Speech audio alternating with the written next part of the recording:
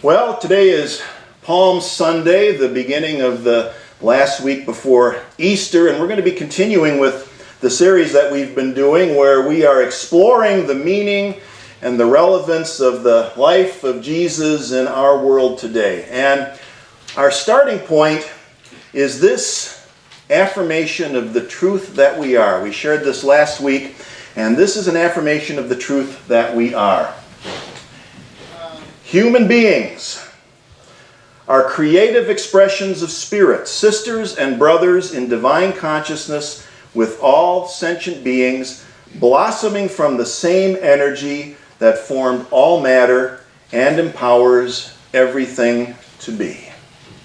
That's from a book by Tom Shepard called Jesus 2.1, an upgrade for the 21st century. In this book, he shows us that the life and teachings of Jesus are still relevant in the 21st century because they show us how to experience the truth of that statement that we just shared. Human beings are creative expressions of spirit, sisters and brothers in divine consciousness with all sentient beings, blossoming from the same energy that formed all matter and empowers everything to be. His life shows us what it's like to be a creative expression of spirit in divine consciousness.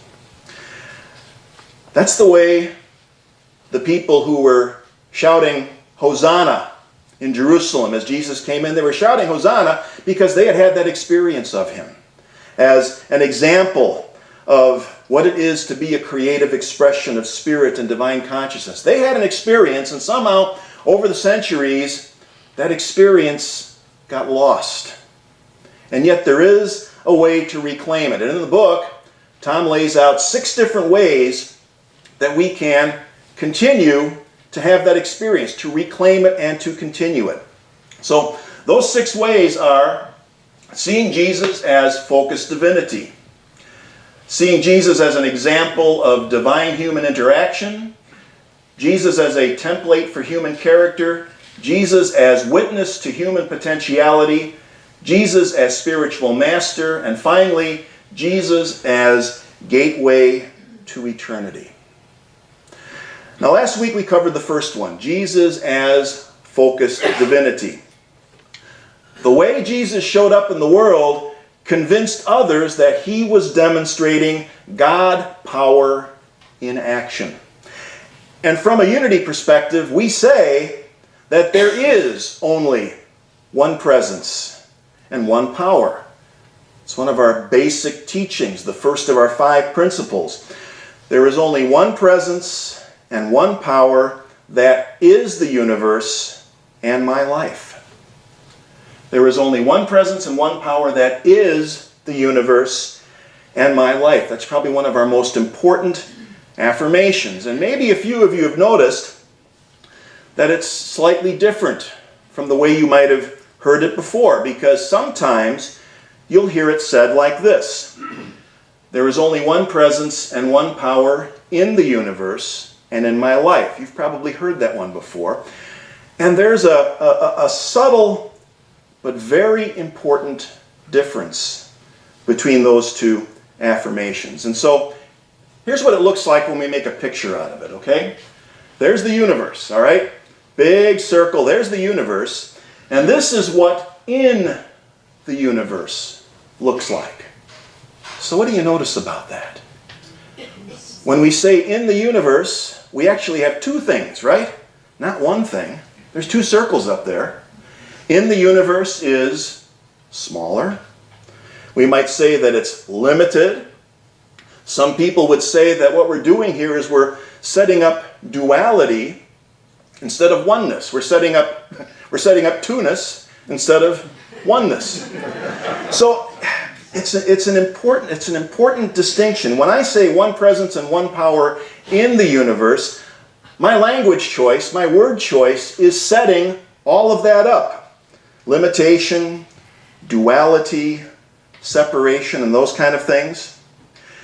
When I say that it is in the universe, what I'm really saying is that it is less than the universe, when in fact, the very opposite is true. One presence and one power that is the totality of all that is or is ever to be, unavoidable, eternal, everywhere present. Now, this might sound like, metaphysical nitpicking, but language is important. Our words are powerful because our words are literally, call it solidified thought. We take our thoughts, we put them into words, and we all know that thought is powerful. So, if we're going to create a powerful experience of the truth of our being, we choose our words carefully. And sometimes we need to, tweak it a little bit. We need to make some little changes. And, when Charles and Myrtle Fillmore started the Unity movement back in the late 1800s, they were establishing a laboratory, not a museum. So, what do you do in a laboratory? You experiment, right? So, let's try experimenting again with the new wording. There is only one presence and one power that is the universe and my life. Would you join me in that? There is only one presence and one power that is the universe and my life. That is an affirmation of power. On Palm Sunday, when you read the Gospels, they tell us that Jesus was treated like a rock star when he comes entering Jerusalem because he was seen by his followers as a living demonstration of the one presence and one power that is the universe and is life itself. So he had this reputation that preceded him. His message resonated, and that was also because he was assuring the people that whatever it is that they experienced in him or through him was also their own true nature. That's a big deal. And then he doesn't stop there. He does something else. He shows us a new example of human and divine interaction. And this is Jesus as an example of divine human interaction. And if I were to take this and to distill it down to its essential elements, it would be this: cut out the middleman. Jesus was adamant about the fact that everyone was capable of communicating with God, of having that experience of the divine with no need for intervention. Remember this? He said, "But whenever you pray, go into your room and shut the door and pray to your Father who is in secret. And your Father who sees in secret will reward you."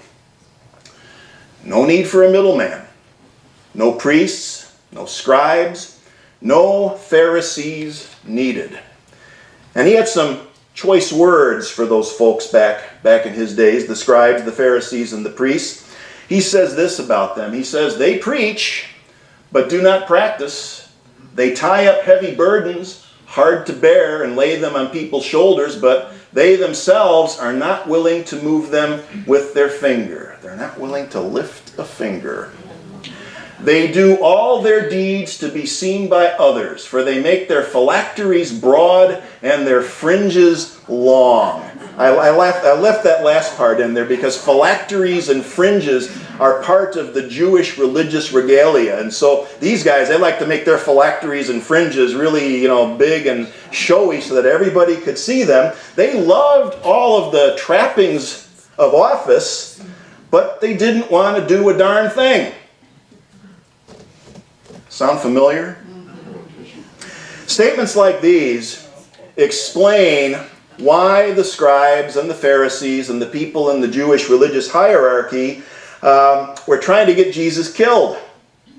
He was telling people that they have the right to a direct experience of God. In fact, he's doing more than just telling them. He is standing up for their right to have a direct experience of God without any middleman. He was risking his life to do that, and the people loved him for that.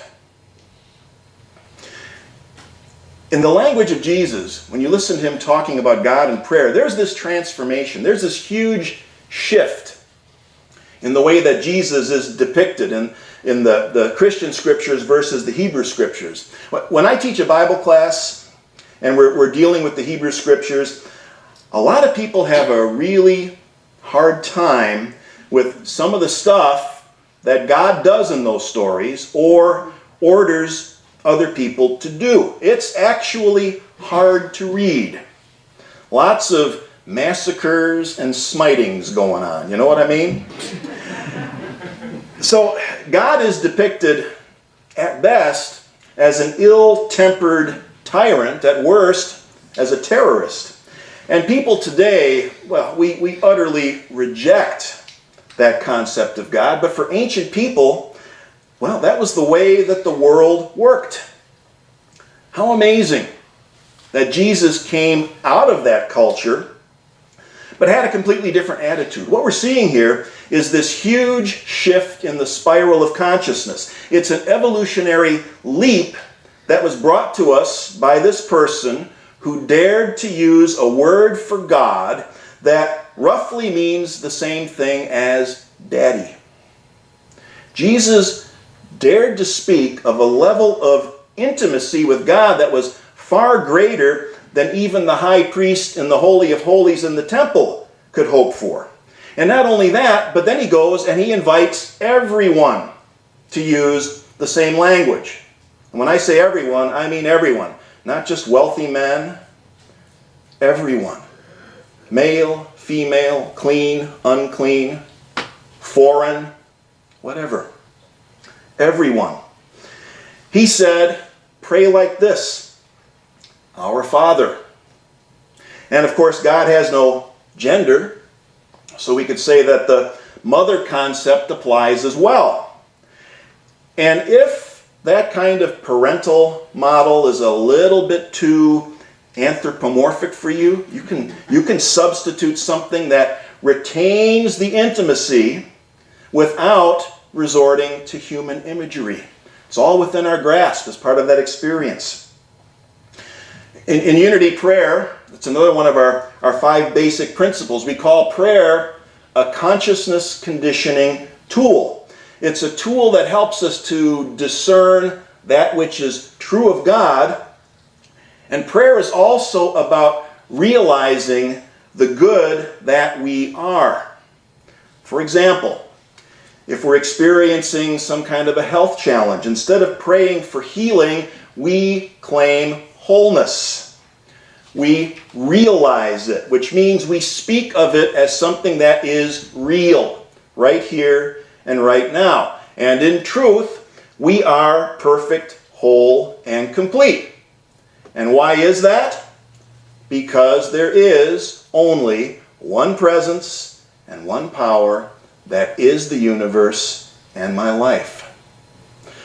So when we experience this shift in consciousness, and again, it's back to the experience. We experience this shift in consciousness. Something happens, and Tom Shepard in his book puts it this way. He says, there is no room for a distant, judgmental Zeus hurling lightning bolts from his lofty throne when Jesus' imagery of intimacy takes hold in your consciousness. God cannot be your judge, prosecutor, or executioner.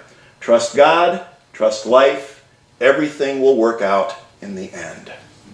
That's why people loved him. That's why they were shouting, Hosanna, when he arrived in Jerusalem at that time. And next we need to consider Jesus as a template for human character. Now, if Jesus were exclusively and uniquely God in human form, he'd be useless to us.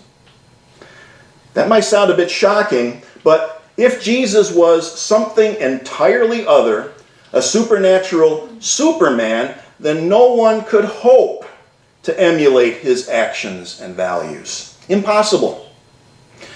Fortunately, that's not the picture we get from the Gospels. That's the distorted picture we get from ego-driven human beings who were trying to use Jesus to amass power and control, and it worked for a long, long time until this pesky thing called the printing press came along, and people finally got to read the Gospels for themselves. And something they noticed right away is Jesus is very human. Now, he's a far more evolved human being than anyone had ever encountered or understood before, but still human. We don't need an advanced theology degree to read the Sermon on the Mount and understand that what Jesus was saying is that, among other things, you all are the light of the world. And they loved him for that. He said, feed the hungry, heal the sick, love your friends and enemies, give, serve, forgive. All of the things that are necessary to co-create a world that can respond to real human needs. And people, I think, are finally getting it, because one of the most successful of the bracelet campaigns in the last 20 years, and this was carried out by mostly our conservative Christian friends. You remember the WWJD movement? What would Jesus do? Very successful, very popular. Why bother asking what would Jesus do if he's something that we're not or never could hope to be? What's the point? That brings us to our next way of looking at Jesus, which is Jesus as witness to human potentiality. Jesus came to break down some barriers. He was breaking down social, gender, political, economic barriers, you name it, he went after it. And again, that was something that did not endear him to the powers that be. And he knew that, and he went into Jerusalem and said, well, let the chips fall where they may. He was so successful down these barriers that Paul had this experience of him when he said this. He said, there is no longer Jew or Greek, there is no longer slave or free, there is no longer male and female, for all of you are one in Christ Jesus. Rank heresy in the day, but this was Paul's experience of the liberating, barrier-breaking power of Jesus. So much so that he committed it to writing. And he paid the price as well for this kind of thinking. Let's take that forward a couple thousand years. Let's take a look at what Ralph Waldo Emerson had to say on the subject. This is something that he told the graduating class of Harvard Divinity School in July of 1838. And if you haven't read the Divinity School address, it's got some really beautiful ideas in it. And here's one where he says, well, lost that one too. Fortunately, I have it right here. Jesus Christ belonged to the true race of prophets. He saw with an open eye the mystery of the soul. Alone in all history, he estimated the greatness of man. One man was true to what was in you and me. He saw that God incarnates himself in man and evermore goes forth anew to take possession of his world. That's a tribute to human worth and power. And it's taken human beings a long time to overcome this wrong-headed concept of original sin and human wretchedness. You know, those are things that ego-driven human beings invented to maintain control. They wanted to put the middleman back into the picture. You know, Jesus never taught anything remotely like original sin. In fact, Tom Shepard says that we should adapt that bumper sticker that we sometimes see, you know, the one that says, God said it, I believe it, that settles it. We should make a new bumper sticker that says, Jesus said that I'm the light of the world, I believe it, and that settles it. That's what people got, and they loved him for it. Now we come to number 5, Jesus as spiritual master. Again, Jesus didn't come to teach theology. He came to show us the art of spiritual living. In Unity, we call it a positive path for spiritual living, and this is something that comes straight from the Unity website. We believe that Jesus expressed his divine potential and sought to show humankind how to express ours as well. We see Jesus as a master teacher of universal truths and as our way shower.